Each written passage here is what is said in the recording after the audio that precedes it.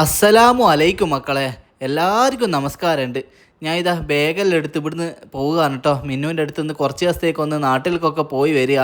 നാട്ടിലും പോകണം, പിന്നെ ആടെ ഇവിടെയെല്ലാം ആയിട്ട് ഇങ്ങനെ കുറച്ച് കറങ്ങി തിരിഞ്ഞ് വരാമെന്ന് വിചാരിച്ച് അതിന് വേണ്ടിയുള്ള ഡ്രസ്സും ഒക്കെ എടുത്ത് കിട്ടോ. ഓളോട് ഇന്നലെ തലേന്ന് ഞാൻ പോകുന്നതെല്ലാം പറഞ്ഞതാ. ഇപ്പോൾ ഓളോട് ജസ്റ്റ് നേരം വെളുത്തേരോട് എണീച്ചിക്ക് കുഞ്ഞിന് പാലും കൊടുക്കുകയാണ്. അപ്പോൾ ജസ്റ്റ് ഒന്ന് പറഞ്ഞിട്ട് ഞാൻ പുരേന്ന് ഇറങ്ങിക്ക്. വണ്ടീൻ്റെ കോലമൊന്നും കണ്ട് നിങ്ങളൊന്നും വിചാരിക്കണ്ട, തേച്ച് ആകുവാനൊക്കെ ഉണ്ട്. നാട്ടിലെത്തിയിട്ടായിട്ട് നമുക്ക് കേൾക്കുക. അപ്പോൾ ആവശ്യത്തിനുള്ള ഡ്രസ്സ് ഞാൻ എടുത്തിട്ടുണ്ട്. തിരുമ്പലൊന്നും ഉണ്ടാകുകയല്ലോ, ഒരു ഡ്രസ്സ് 2 ദിവസം എന്നുള്ള തോത് വെച്ച് ഇടണം. ബേബി ഓൺ ബോർഡ് എന്നുള്ളൊരു ബോർഡ് നമ്മൾ തൂക്കിക്കഴിഞ്ഞല്ലോ, കുഞ്ഞില്ലാണ്ട് അത് തൂക്കിപ്പോയിട്ട് അനധികൃതമായിട്ട് പോകണ്ടെന്ന് വിചാരിച്ചിട്ട് ഞാനതങ്ങ് കഴിച്ചു വെച്ചതാണ് കേട്ടോ. നമ്മൾ നേരെ പോകുന്നത് ഷൊർണൂരേക്കാണ്. അങ്ങാടിപ്പുറം റെയിൽവേ സ്റ്റേഷനിൽ പോയിട്ട് ആടുന്ന് ഞാൻ ട്രെയിന് കയറി. അത്യാവശ്യം തിരക്കൊന്നും ഇല്ലാത്തൊരു ട്രെയിനിന് സ്ഥലമെല്ലാം കിട്ടി കേട്ടോ. എന്തോ ഒരു ഭാഗ്യത്തിന് എനിക്ക് ട്രെയിന് കിട്ടിയേ. പോയില്ല എന്നുള്ള രീതിയിലേനു. ഞാൻ കാറും ആടെ വെച്ചിട്ട് ഞാനൊരു ഓട്ടോ ഓടിക്കി. അന്നേരം കാണുന്ന പോലെയല്ല, യൂട്യൂബറല്ല പായിന്ന് ഇവൻ ലോക്കൽ ട്രെയിനിന് പാഞ്ഞ് കയറിയിട്ട് എങ്ങോട്ടേക്കാണ് പോകുന്നതെന്നല്ല ഏതോ ഒരു മറിയേച്ചാടുന്ന് പറയുന്നത് ഞാൻ അതിൻ്റെ ഇടയിൽ കൂടി ഒന്ന് കേട്ടിക്ക്. പക്ഷെ അതൊന്നും നമ്മൾ മൈൻഡ് ചെയ്യുന്നില്ല. പെട്ടെന്നുള്ള പോക്കായത് കൊണ്ട് ബുക്ക് ചെയ്ത് സ്ലീപ്പറിലെല്ലാം ഞെളിഞ്ഞിരുന്ന് പോകാനൊന്നും എനക്കാലില്ല. എൻ്റെ പോക്ക് എന്നല്ല ഷടപട പോക്കാണ്. അപ്പോൾ ലോക്കല്ലെങ്കിൽ ലോക്കലിൽ ചാടിക്കാരി നിൽക്കുക. പിന്നെ യൂട്യൂബർ ആയതുകൊണ്ട് ആരും എണീച്ചൊന്നും തരുമല്ലോ. അപ്പോൾ നമ്മൾ എങ്ങനെ നിൽക്കുക, നിന്ന് കാല് കടയുമ്പോൾ ഒരു കാലുമ്പോൾ നിൽക്കുക, പിന്നെ മറ്റേ കാലുമ്പോൾ നിൽക്കുക, പിന്നെ കുറച്ച് വിൻഡോൻ്റെ അടുത്ത് വന്ന ശേഷം തണുത്ത കാറ്റെല്ലാം കൊള്ളുക. അങ്ങനെ എൻജോയ് ചെയ്തങ്ങ് പോകാമെന്നുള്ളതാണ് നമ്മളൊരു പോളിസി. നല്ലൊരു വ്യൂ അല്ലേ ഇത്. ബേജാറായിക്കൊണ്ടാട്ടോ ഇതെടുത്ത് ഫോണാറ്റ നിലത്ത് വീണിട്ടുണ്ടെങ്കിലേ പോയില്ലേ. അങ്ങനെ നമ്മൾ വന്ന് ഷൊർണൂർ എത്തി മക്കളെ. ഇനിയിപ്പോൾ ഷൊർണൂരിൽ നിന്ന് പള്ളം എന്ന് പറഞ്ഞൊരു സ്ഥലത്തേക്ക് പോകണം. ഈ ഷൊർണൂർ കാണുമ്പോൾ എനിക്കൊരു ഓർമ്മ ഇങ്ങനെ ഓടി വരും. പണ്ട് +2 പഠിക്കുന്ന കാലത്ത് ഷൊർണൂർ എന്ന് പറഞ്ഞാൽ എന്തോ ഒരു ഭയങ്കര സ്ഥലമാണെന്ന് വിചാരിച്ചിട്ട് ഞാനും എൻ്റെ ചങ്ങായിമാരും ഷൊർണൂർ റെയിൽവേ സ്റ്റേഷൻ കാണാൻ വന്നിക്കേനു. എന്നിട്ട് അത് കണ്ട് അന്നേരം തന്നെ തിരിച്ചങ്ങ് പോയി. അങ്ങനെ ഒരു കഥ ഉണ്ടായിരുന്നു കേട്ടോ. ഞാനിപ്പോൾ ഇവിടെ എത്തിയിട്ട് ഇവിടെ പോകേണ്ട വീട്ടിലുള്ള ആളെ വിളിക്കുകയാണ്. എവിടെയാണ് നിങ്ങളെ കറക്റ്റ് സ്ഥലം പറയുന്നെല്ലാം പറഞ്ഞിട്ട് അങ്ങനെ ഒരു ബസ് കിട്ടി. ബസ്സിലെ ഫസ്റ്റ് ട്രിപ്പ് തന്നെയാണ് കേട്ടോ. ഞാൻ കാര്യത് കൊണ്ട് ഓലിക്ക് ഇനി കൊയ്ത്തായിരിക്കും, ഇനിയിപ്പോൾ ഉന്തിക്കാരിലായിരിക്കും ആൾക്കാരില്ല. അപ്പോൾ ഓല് ബസ് സൈഡാക്കിയിട്ട് അമ്പലത്തിൽ അങ്ങനെ പ്രാർത്ഥനയും കാര്യങ്ങളൊക്കെ ചെയ്തിട്ട് ഫസ്റ്റ് ട്രിപ്പ് പോകുമ്പോൾ നിങ്ങൾക്ക് അറിയാലോ, എൻ്റെ ഒരു നിഗമനം വെച്ച് പ്രാർത്ഥിക്കുന്ന കൂട്ടത്തിൽ ഓല് ഒന്നും കൂടി പ്രാർത്ഥിച്ചിട്ടുണ്ടാവും എനിക്ക് തോന്നുന്നത്. ഞാൻ ചെവി ഇങ്ങനെ കാതോർത്ത് നോക്കിയേക്ക്. ഇത്രയും ബസ്സുകൾ ഉണ്ടായിട്ടും നമ്മളെ ബസ് തന്നെ കാര്യമല്ലോ എന്നുള്ളൊരു സന്തോഷം ബസ്സുകാർക്ക് എല്ലാവർക്കും ഉണ്ടായിരുന്നു കേട്ടോ. അങ്ങനെ വിൻഡോ സീറ്റിലിരുന്ന് പഴയ ലളിതഗാനങ്ങളെല്ലാം ഇങ്ങനെ കേട്ട് ഞാൻ ഏതെല്ലോ ലോകത്തെത്തി. നസീറിൻ്റെ പഴയ പാട്ടുകളൊക്കെ കേൾക്കുമ്പോൾ മനസ്സിലിങ്ങനെ ഓടി വരുന്ന ഒരുപാട് രംഗങ്ങളുണ്ട്. അപ്പം അങ്ങനെ നമ്മൾ വന്ന് പള്ളത്തെത്തി കേട്ടോ. മൂകമായൊരു അന്തരീക്ഷനും പള്ളം അങ്ങാടി തന്നെയാണ് നമ്മൾ പോകുന്ന ഈ വീട്ടിൽ നമ്മൾ വന്നതെന്ന് വെച്ചാൽ സുഫൈലും സൽമയും ഇവരെ 2 പേരെയും കാണാനാണ്. 2 ആളുകൾക്കും കാഴ്ചശക്തിയില്ല. അവരുടെ ഒരു ചാരിറ്റി വീഡിയോ എടുക്കാനാണ് കേട്ടോ വന്നത്. സുഫൈൽ നടന്നു പോകുമ്പോൾ ആ ഓടയിൽ വീണിട്ട് തൊടയിൽ പൊട്ടി അങ്ങനെ ഒരു ബുദ്ധിമുട്ടിലാണ് ഉള്ളത്. നമ്മൾ ഡിഫറൻറ്റ് മാരേജ് പ്ലാറ്റ്ഫോം എന്ന് പറഞ്ഞ ചാനലിൽ ഞാൻ ഇട്ടിട്ടുണ്ട് വീഡിയോ. അതിൽ അക്കൗണ്ട് നമ്പറും കാര്യങ്ങളൊക്കെ ഉണ്ട്. ആ വീഡിയോ കണ്ടിട്ട് നിങ്ങളാൽ കഴിയുന്ന ഒരു 10 20 എത്രയാണെന്ന് വെച്ചാൽ നിങ്ങളൊന്ന് അയക്കണം കേട്ടോ. എല്ലാവരോടുള്ള അപേക്ഷയാണിത്. കാരണം അത്രയും ബുദ്ധിമുട്ടുള്ള ഒരു ഫാമിലിയാണ്. 2 ആൾക്കും കാഴ്ചയില്ല, നിങ്ങളത് ആലോചിക്കണം. മാത്രമല്ല പെങ്ങൾക്കും കാഴ്ചയില്ല, ഉപ്പാക്കും കാഴ്ച പ്രശ്നമുണ്ട്. 2 പെൺകുട്ടികളാണ് കേട്ടോ സുഫൈലിന്. അപ്പോൾ ആരും കൈവിടില്ല എന്ന് വിചാരിക്കുന്നത്. തീർച്ചയായിട്ടും നിങ്ങൾ ഷെയർ ചെയ്യുകയൊക്കെ വേണം. ഡിഫറൻറ്റ് മാരേജ് പ്ലാറ്റ്ഫോമിലുണ്ട് ഡീറ്റെയിൽഡ് വീഡിയോ, മറക്കരുത് കേട്ടോ കാണാൻ. ഓളുടെ അവസ്ഥ കേട്ടാടുന്ന് ഇറങ്ങിയപ്പോൾ എനിക്ക് എന്തോ അറിയില്ല, വല്ലാത്തൊരു വിഷമം ഉള്ളിൽ ഇങ്ങനെ വരികയാണ്. നമ്മളെല്ലാം എത്ര ഭാഗ്യവാന്മാരാണല്ലേ. നിങ്ങൾ ഓരോരുത്തരും ചിന്തിക്കേണ്ട കാര്യമാണ്. നമുക്ക് പടച്ചോൻ കാഴ്ചശക്തി തന്നു, ഓടിച്ചാടി നടക്കാനുള്ള ആരോഗ്യം തന്നു. എത്ര ശ്രമിച്ചാലും മതിയാവില്ല പടച്ചോനാ. കാഴ്ചയില്ലാത്ത ഒരാൾ പുറത്ത് പോകുന്ന എന്തിനാന്നൊക്കെ ചിലപ്പോൾ ചിന്തിക്കും. പക്ഷെ അവർ പുറത്ത് പോയിക്കില്ലെങ്കിൽ അവരുടെ അന്നം അല്ലെങ്കിൽ അവർ അധ്വാനിച്ച് എന്തേ കൊണ്ടുവന്നാലേ അവർക്ക് ജീവിക്കാൻ പറ്റുള്ളൂ. അപ്പോൾ പേടിയോടെയാണ് ഇവർ ഇറങ്ങുന്നത്. എന്തേ മുന്നിലുണ്ടോ എന്ന് കാണാതെ എന്തേ തട്ടി വീഴുമോ എന്നുള്ള ഭയത്തിൽ അങ്ങനെ ഇറങ്ങിപ്പോകുന്നവരുടെ അവസ്ഥ വല്ലാത്ത അവസ്ഥ തന്നെയാണ് കേട്ടോ. അപ്പം ഞാൻ അവിടെ നിന്ന് ഇറങ്ങി. ഇനി നേരെ നമുക്ക് ഷൊർണൂർ എത്തണം. ഷൊർണൂരെത്തി വലതുഭാഗത്തേക്ക് നോക്കുമ്പോഴാണ് നല്ല അടിപൊളിയായിട്ടുള്ള ഒരു റെസ്റ്റോറൻറ്റ് എൻ്റെ കണ്ണിൽപ്പെട്ടത്. സോഫ ഉള്ള റെസ്റ്റോറൻറ്റുകാരും ഒരു പ്രത്യേക രസമാണ്. അവിടെ ഇരിക്കുമ്പോൾ പിന്നെ നമുക്ക് ഓരോന്നിങ്ങനെ പിന്നെയും ഓർഡർ ചെയ്യാനുള്ള ഒരു ഇത് വരും. അതുകൊണ്ടായിരിക്കുമോ ഇവർ ഈ ഹോട്ടലിൽ സോഫ വെച്ചത്. നല്ല വൃത്തിയും നീറ്റും ഉള്ള ഒരു അന്തരീക്ഷമായിരുന്നു കേട്ടോ. പക്ഷേ എനിക്ക് ഉള്ളിലൊരു പേടിയുണ്ട്. പടച്ച തമ്പുരാനെ ഇപ്പോൾ എത്രയായിരിക്കും ബില്ല് വരിക. ഒരു ഇഡ്ഡലിക്ക് തന്നെ 50 60 ഉണ്ടാവുമോ എന്നുള്ളൊരു ഭയം ഉണ്ടായിരുന്നു. എങ്കിലും ഞാൻ 4 ഇഡ്ഡലി 1 വടയും ഓർഡർ ചെയ്ത് ഒരു മോശമായിക്കില്ല. ഇഡ്ഡലി എന്ന് പറഞ്ഞാൽ നല്ല പൂ പോലത്തെ ഇഡ്ഡലി എന്നല്ല കേട്ടിക്കുള്ളൂ. ഇത് ബായിൽ വെക്കുമ്പോൾ അലിഞ്ഞു പോകുന്ന ഒരു പ്രത്യേക തരത്തിലുള്ള ഇഡ്ഡലിയാണ് കേട്ടോ. വളരെയധികം എനിക്ക് ഇഷ്ടമായത് നമ്മൾ കുറച്ച് പൊക്കി പറഞ്ഞാലും ഇല്ല, ഇഷ്ടമായി തന്നെ. ആ കറിയെല്ലാം എത്തിരാ പറഞ്ഞിട്ട് മതിയാകുന്നില്ല. കുറച്ച് പാർസൽ കൊടുത്താലോ എന്ന് വരെ തോന്നിപ്പോയിക്ക്. പക്ഷേ എൻ്റെ മനസ്സിനെ ഞാൻ കൺട്രോൾ ചെയ്തതാണ്. ഇതൊരു കല്യാണ വീടല്ലല്ലോ പാർസൽ ചോദിക്കുവേ. ഇവിടെ പാർസലിന് പൈസ കൊടുക്കണമല്ലോ എന്നുള്ളത് കൊണ്ട് ഞാൻ കഴിച്ച് നിന്നാണ് കേട്ടോ. ഈ വെള്ള കളറുള്ള ചട്നിയെല്ലാം മിന്നുവിൻ്റെ ഫേവററ്റ് ആട്ടോ. ഇതിങ്ങനെ ഒഴിച്ച് എല്ലാ കറിയും കൂടി മിക്സ് ചെയ്ത് കുഴച്ചടിക്കുമ്പോഴുള്ള സുഖം എൻ്റെ അച്ചായോ പറഞ്ഞറിയിക്കാൻ പറ്റൂല. ബടിച്ച് ഞാൻ അങ്ങ് കൂട്ടിക്ക് ചായയും ബടിച്ച് കുടിച്ച് ബില്ലിനായിട്ടുള്ള വെയിറ്റിംഗ് ആണ്. മനസ്സിലിങ്ങനെ ബേജാറോടുകൂടി ഞാൻ വെയിറ്റ് ചെയ്തെങ്കിലും 125 ഉറുപ്പ്യേ ആയുള്ളൂ. വലിയ വിലയൊന്നും ഇല്ല കേട്ടോ. അൽഹംദുലില്ലാഹ് ഹൈറ് എന്ന് പറഞ്ഞിട്ട് ഞാനിതാ ഇവിടെ എത്തി. ഒന്ന് മുഖവും കക്കി വേഗാടുന്ന് പൈസയും കൊടുത്ത് ഇറങ്ങി. ഇനി നേരെ നമുക്ക് അങ്ങാടിപ്പുറം റെയിൽവേ സ്റ്റേഷനിൽ എത്തണം. അവിടെയാണ് എൻ്റെ വണ്ടി വെച്ചത് കേട്ടോ. 2ാമത്തെ പ്ലാറ്റ്ഫോമിലേക്കാണ് നമുക്ക് പോകേണ്ടത്. ഞാൻ മെല്ലെ മെല്ലെ നടന്ന് പ്ലാറ്റ്ഫോം കയറി ഇറങ്ങി പോകുമ്പോഴാണ് ഞാനൊരു കാഴ്ച കണ്ടത്. ഒരു ബംഗാളി സിഗരറ്റ് വലിക്കുന്ന, അതും റെയിൽവേ സ്റ്റേഷൻ്റെ ഉള്ളിൽ നിന്ന്. ഇതെന്താ അല്ലേ, ഇവിടെ ഒന്നും റെയിൽവേ പോലീസ് ഒന്നുമില്ല അല്ലേ, ഇവർക്കെന്തും ചെയ്യാനാണോ? വല്ലാത്തൊരു ദേഷ്യം എനിക്ക് തോന്നിക്കെങ്കിലും ഓൻ്റെ കയ്യിൽ നിന്ന് വാങ്ങി വെക്കാൻ കയ്യല്ലാത്തതുകൊണ്ട് ഞാൻ ബാങ്ക് പോകുന്നു. ഓലിക്ക് മുകളിൽ ആകാശം താഴെ ഭൂമി, എന്തെങ്കിലും കത്തിയോ മറ്റോ ഉണ്ടെങ്കിലും വെടിച്ച് കുത്തിയിട്ടുണ്ടെങ്കിൽ ആരിക്കാവും മക്കളെ. രാവിലെ തന്നെ തിന്ന് ഇഡ്ഡലി പുറത്തായി പോയിട്ടുണ്ട്, അതിൻ്റെ വിഷമം ഉണ്ടാവും. അതുകൊണ്ട് ഞാൻ മെല്ലെ വന്നാടി ഇരുന്നതാ. സീറ്റ് കിട്ടിക്ക്, കാരണം ഇവിടുന്ന് എടുക്കുന്ന ട്രെയിനായത്. അതുകൊണ്ട് ഇതിൻ്റെ പ്രശ്നമില്ല, നമുക്ക് ഞെളിഞ്ഞങ്ങ് ഇരിക്കാം, വേറെ ആരും ഇല്ലേനു. ഞാൻ പുറത്തേക്കൊന്ന് നോക്കുമ്പോൾ കണ്ട കാഴ്ച എന്തൊരു രസമല്ലേ. ശരിക്കെന്ന് പറഞ്ഞാൽ ഷൊർണൂർ ടു നിലമ്പൂർ ട്രെയിനിൽ നിങ്ങൾ കയറിക്കോ. ശരിയായ വൈബ് സ്റ്റേഷൻസാണ് കേട്ടോ ഓരോന്നും അല്ലേ. നമുക്കിങ്ങനെ കാട്ടിൻ്റെ ഉള്ളിൽ കൂടിയുള്ള, പണ്ട് കാലത്ത് ബ്രിട്ടീഷുകാർ മരം കാറ്റി കൊണ്ടുപോകാൻ തുടങ്ങിയതായി പരിപാടി. അതുകൊണ്ട് തന്നെ കാട്ടുകൂടിയുള്ള ഒരു പാതയാണ് കേട്ടോ ഇത്. അപ്പോൾ കറക്റ്റ് 9:45 ലേശം അങ്ങ് ബഗ്ഗിപ്പോയിക്ക്. ഡ്രൈവർ കുറച്ചൊരു സ്പീഡ് കുറവുള്ള അങ്ങായിരുന്നു. ആടെ ഇവിടെ വെറുതെ അങ്ങ് നിർത്തിയിട്ടിട്ട് മെല്ലെ പോയിക്കുള്ളൂ. ശരിക്കും 9:30 എത്തേണ്ടതാ. അങ്ങനെ എല്ലാം കൂടി ഞങ്ങളിപ്പോൾ അങ്ങാടിപ്പുറത്തെത്തി. ഞാൻ ബാഗിൻ്റെ കാർ എടുക്കുവാൻ പോവാണ് കേട്ടോ. ബാഗ് എടുത്താൽ ഒരു 10 ഉറുപ്പ്യയും കൂടിയും കുറയുമല്ലോ. കുറേ ആട് ഇട്ടാവും, പിന്നെ പൈസ കൂട്ടി വാങ്ങിയാലോ എന്ന് വിചാരിച്ച് ഞാൻ ബാഗും വന്നതാണ്. പക്ഷേ നടത്തിയുള്ള സ്പീഡ് കൂടിയിട്ട് ഇത്രയും വലിയൊരു കാർ പാർക്കിംഗ് ഉണ്ട് കേട്ടോ അങ്ങാടിപ്പുറത്ത്.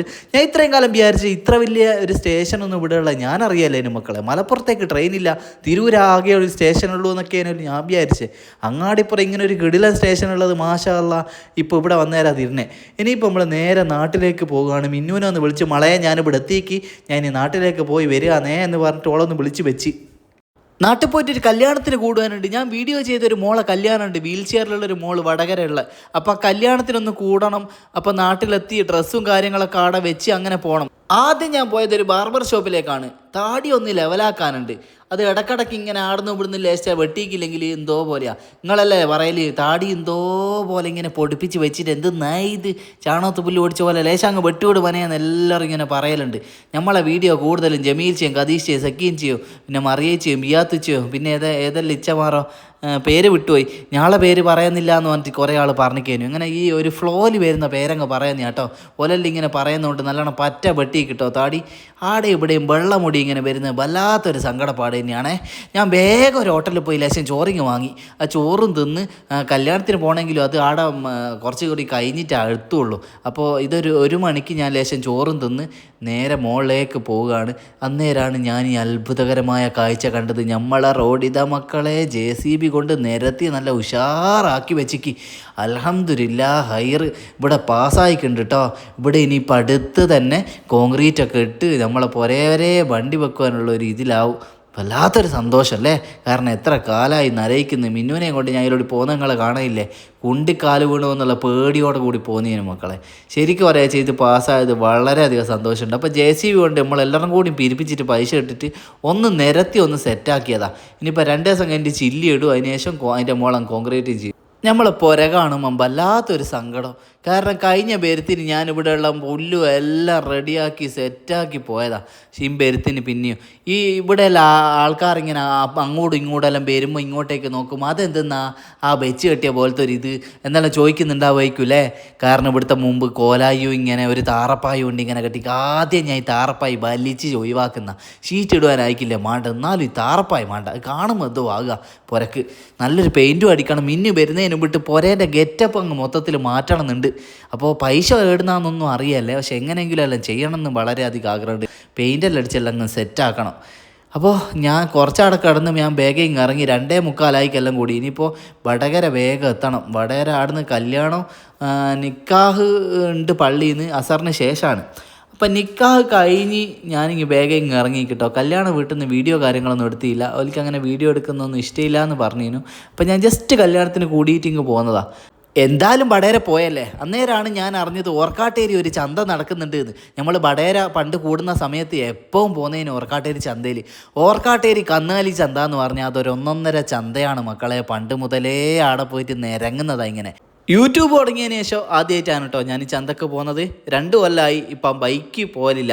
പണ്ട് നമ്മൾ MES കോളേജിലെല്ലാം പഠിക്കുമ്പോയാലും 10ാം ക്ലാസ്സും +2 ഒക്കെ പഠിക്കുമ്പോയാലും പൊരേ നുമ്മാനോട് എന്തെങ്കിലും ഒരു 50-100 നൈസിന് വാങ്ങിയിട്ട് ചങ്ങായിമാരോടി പോകും. ചാടകളിൽ അതും ഇതെല്ലാം വാങ്ങി തിന്ന് ഇങ്ങനെ കന്നാലികളോട്ട് ഇങ്ങനെ നടക്കൂ.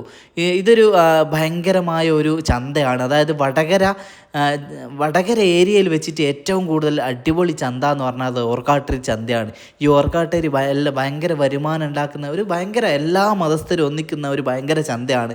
ഇത് ഒരു ക്ഷേത്രത്തിൻ്റെ ഭാഗമായിട്ട് നടക്കുന്നതാണെങ്കിലും ജാതി മതമൊന്നുമില്ല, എല്ലാവരും ഒറ്റക്കെട്ടായിട്ട് ഈ ചന്തയിൽ ആക്റ്റീവായിരിക്കും. അങ്ങനെയുള്ളൊരു ഭയങ്കരമായൊരു ചന്തയാണ് കേട്ടോ. ഇതെന്താണെന്ന് വെച്ചാൽ ഒരു കടേൻ്റെ പരസ്യമൊന്നുമല്ല, എൻ്റെ ചങ്ങായിൻ്റെ കടയായത് കേറ്റലേഡി എന്ന് പറഞ്ഞിട്ട് ഓർക്കാട്ടറിയുള്ള. ഓൻ്റെ അടുത്ത് ഒരു 5 മിനിറ്റ് ഫോൺ കൊടുത്തേനും. അപ്പോൾ ഇഞ്ച വീഡിയോയിൽ എൻ്റെ കടയും കൂടി പെടട്ടെ എന്ന് പറഞ്ഞിട്ട് ഓൻ കുറേ ഡ്രസ്സിൻ്റെ ഒക്കെ വീഡിയോ ഇങ്ങനെ കാണിക്കും. ഇഞ്ച കുഞ്ഞിന് പറ്റുമോ ഇത് എന്നല്ലോ. ഞാൻ വിചാരിച്ചെന്നാൽ ഇവൻ വെറുതെ തരുമായിരിക്കും. പൈസ ഞാൻ ഡിസ്കൗണ്ട് ചെയ്ത് തരാം, എന്നിട്ട് ഇനി എടുത്തോന്ന്. വല്ലാത്തൊരു വർത്താനല്ലേ അത്. കേട്ടാൽ ഞാൻ വെച്ച് മാണ്ട മനെ, എല്ലേ തന്നെ കയ്യിൽ 5 പൈസയില്ല.